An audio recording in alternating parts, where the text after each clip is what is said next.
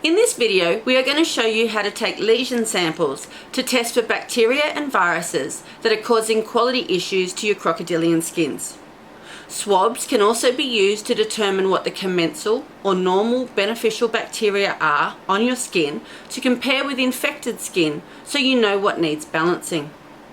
It is helpful to integrate these results with your water and pen surface swab results to know the interplay between the results and how to modify the specific profiles to achieve the ultimate results.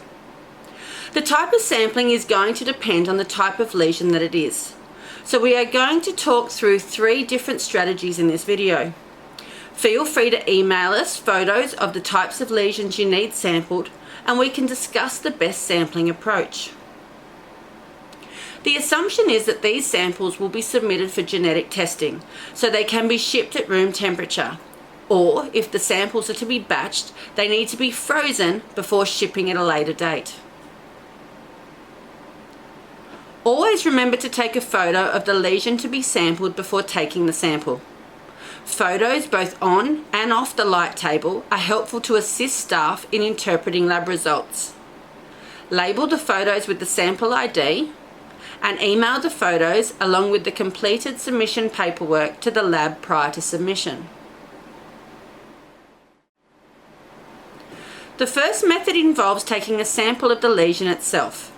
Please remember that if you do this type of sampling, then it will leave a hole in the skin. Whilst you may need to sacrifice this skin, the information that you discover will be invaluable to your business profitability moving forward. This is like popping a pimple. With a sterile pipette tip, insert the end into the lesion until you get some exudate in the tip. Snip the tip of the pipette tip into a sterile tube. Label the tube with the sample ID and fill out the paperwork. If sending immediately, you can ship at room temperature. But if the samples are to be batched, then it is best to freeze them before shipment.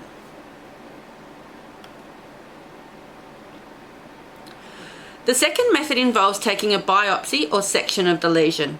Again, this will destroy the skin, so a considered decision needs to be made on which skins should be sacrificed. This is a similar method to the previous, but instead of using a pipette tip, use a scalpel blade or sterile knife or a biopsy punch.